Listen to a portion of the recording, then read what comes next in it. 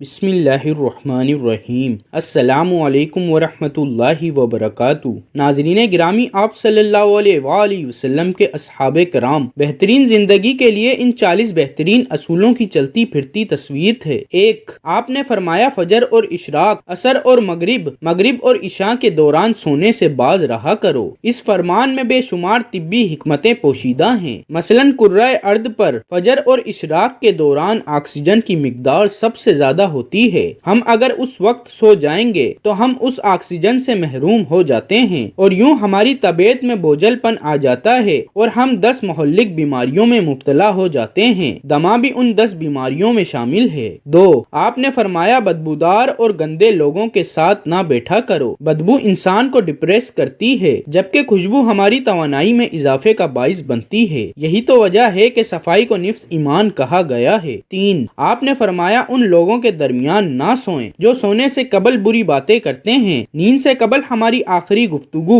ہمارے خوابوں کا موضوع ہوتی ہے۔ ہم اگر برا سن کر سوئیں گے تو ہم برے خواب دیکھیں گے اور ہمارے برے خواب ہمارے آنے والے دن کا موڈ بن جائیں گے۔ چنانچہ نیند سے قبل ہماری آخری محفل اچھی ہونی چاہیے، ہمارا اگلا دن اچھا گزرے گا۔ 4، فرمایا تم بائیں ہاتھ سے نہ کھاؤ، دایاں حصہ مثبت اور بایاں منفی ہوتا ہے۔ ہم جب اپنے جسم کو دائیں ہاتھ سے فیڈ کرتے ہیں تو ہماری مثبت سوچ مضبوط ہوتی ہے اور ہم جب اپنے بدن کو بائیں ہاتھ سے کھلاتے ہیں تو ہماری منفی سوچ طاقتور ہوتی چلی جاتی ہے۔ 5، فرمایا منہ سے کھانا نکال کر نہ کھاؤ۔ 6، ہمارے رسول صلی اللہ علیہ وآلہ وسلم نے فرمایا ہاتھ کے کڑاکے نہ نکالا کرو۔ سائنس کا کہنا ہے ہم میں سے جو لوگ انگلیوں کے کڑاکے نکالتے رہتے ہیں یہ جلد آرتھرائٹس کا شکار ہو جاتے ہیں، یہ جوڑوں کے درد کی شکایت بھی کرتے ہیں۔ 7، فرمایا جوتا پہننے سے قبل اسے جھاڑ لیا کرو۔ ہماری زندگی کے عام واقعات میں کیڑے مکوڑے، بچھو، چھپکلیاں، چھوٹے سانپ اور بھڑے ہمارے جوتوں میں پناہ لے لیتی ہیں، لہٰذا جوتا پہننے سے قبل اسے جھاڑ لینا ہمیشہ فائدہ مند رہتا ہے۔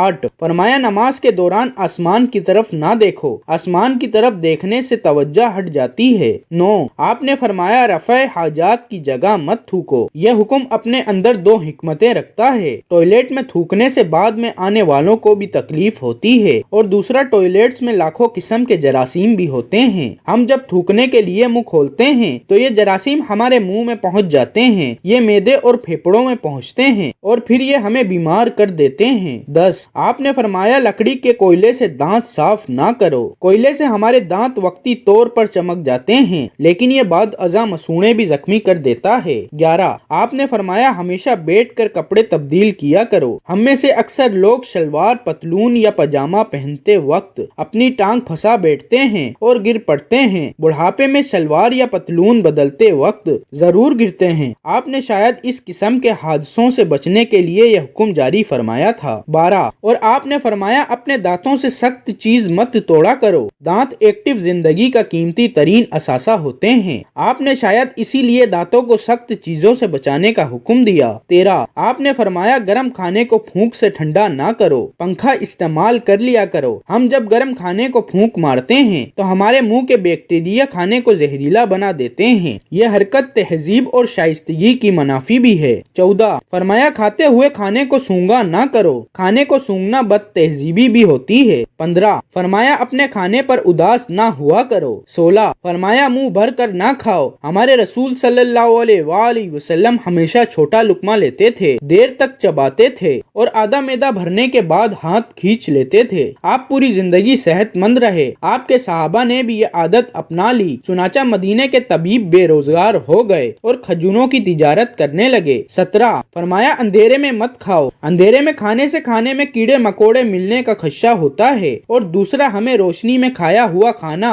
زیادہ انرجی دیتا ہے۔ 18، آپ نے فرمایا دوسروں کے عیب تلاش نہ کرو، ہم جب دوسروں میں عیب ڈھونڈتے ہیں تو ہم چگلی، غیبت اور منافقت جیسی روحانی بیماریوں کا شکار ہو جاتے ہیں۔ 19، فرمایا اقامت اور اذان کے درمیان گفتگو نہ کیا کرو۔ 20، فرمایا بیت الخلاء میں باتیں نہ کیا کرو، اس کی وجہ جراثیم ہیں۔ 21، ہمارے رسول صلی اللہ علیہ وآلہ وسلم دوستوں کو بہت اہمیت دیا کرتے تھے۔ 22، فرمایا دوست کو دشمن نہ بناؤ، یہ فرمان نفسیات اور معاشرت دونوں کے لیے انتہائی اہم ہے۔ ہمارے دوست ہماری تمام کمزوریوں سے واقف ہوتے ہیں، یہ جب دشمن بنتے ہیں تو یہ دنیا کے خوفناک ترین دشمن ہوتے ہیں۔ 23، 23 फरमाया दोस्तों के बारे में शकूक ना पालो, शक दोस्ती के लिए जहर होता है। 24 फरमाया एड़ियां मार कर ना चलो क्योंकि ये तकब्बुर की निशानी है और तकब्बुर मुसलमान को सूट नहीं करता। एड़ियां मारने से हमारे दिमाग की चोलें हट जाती हैं, हम दिमागी लिहाज से कमजोर हो जाते हैं। 25 फरमाया किसी के बारे में झूठ ना बोलो, हम अगर सिर्फ झूठ बंद कर दें तो हमारा माशरा हजारों बुराइयों से पाक हो जाता है। 26 फरमाया ठहर कर साफ बोला करो ताकि दूसरे पूरी तरह समझ जाएं। 27 आपने फरमाया अकेले सफर ना किया करो। 28 फरमाया शेकी ना बखारो, मैंने आज तक शेकी खोर को बाइज्जत नहीं देखा, हम इज्जत बढ़ाने के लिए शेकी मारते हैं और हमेशा पुरानी इज्जत भी गवा बैठते हैं। 29 फरमाया गदागरों का पीछा ना किया करो। 30 मेहमान के खुले दिल से खिदमत करो, ये आदत हमारी शख्सियत में कशिश पैदा कर देती है। 31 फरमाया गुर्बत में सब्र किया करो, सब्र बहुत बड़ी दौलत है,